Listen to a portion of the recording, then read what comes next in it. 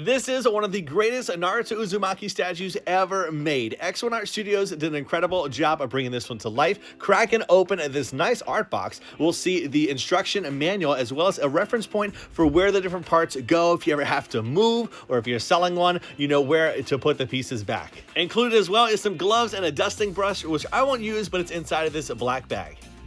Jumping straight into the statue, they went with the classic round plate style base. We can see Naruto's name on the front, and on the bottom, we'll have some details about the statue. This one is in 1/7 scale. It is a licensed statue, so you'll find that info there, and we'll see the nice design around the orange parts of the base. On this smooth black section, you'll see some magnets. It's where some effect pieces will key into. This section is neat because you have the matte colored rock as well as the glossy resin pieces that are making it look wet all around, because the effect pieces surrounding it are going to be a bunch of water effects. And I've seen a lot of water and resin statues in my time, and this one's really neat because it's not just clear resin or like a bluish clear resin. You have some of this white paint that's added on there to bring out some of the details of the waves and the ripples. I also like the rocks in there that break up just a straight water look.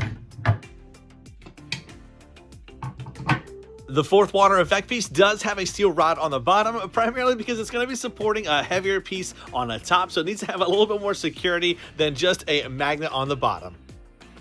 On the back of the statue, you may have noticed this large rocky notch. I can fit my fist inside, it's so large. That's to support the main body for Kurama, where this notch keys into it with that steel rod, which is very important to support his large body and tails. Now, how they painted and brought Kurama to life is magnificent, right? It's not just a giant hunk of yellow resin. We have all sorts of like the dark orange to the light. We have the yellow, we have the stripes all throughout him with the markings that we see on his body in the series. It's just so impressive how accurately they were able to add these markings on the body. Now on the back, we'll see a notch with a little socket. That's where a steel rod will key into, specifically for the giant hunk of tails.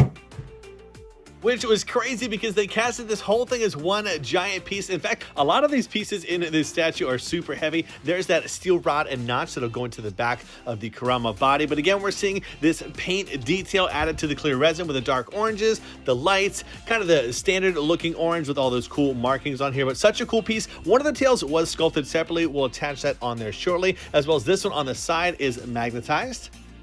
And here's what that one looks like.